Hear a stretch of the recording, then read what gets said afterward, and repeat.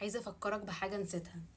فاكر الموقف اللي من كام سنة أو من كام شهر أنت كنت فيه وما كنتش عارف ربنا ليه عمل معاك كده، وبعد فترة عرفت إن هو ده كان أنسب حل ليك؟ إن أنت ربنا وقعك في المشكلة دي عشان بعد فترة عرفت إن هو ده كان أنسب حاجة ليك في الوقت اللي أنت كنت فيه؟ عرفت ليه ربنا بعد عنك الشخص اللي انت كانت روحك فيه علشان هو ده كان انسب حاجة ليك؟ هو ده كان انسب حاجة في وقتها ليك؟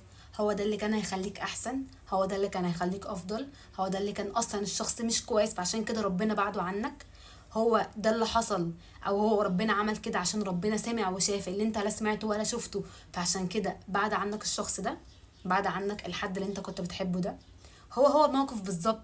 هي نفس المشكله اللي انت واقع فيها دلوقتي ومش لاقي لها حل. هي الموقف اللي انت بتمر بيه دلوقتي، بس انت مش عارف ربنا بيعمل معاك كده ليه.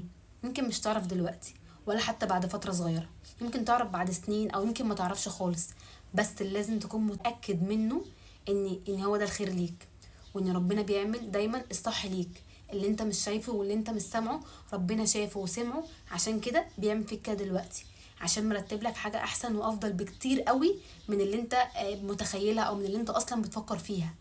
احسبها صح.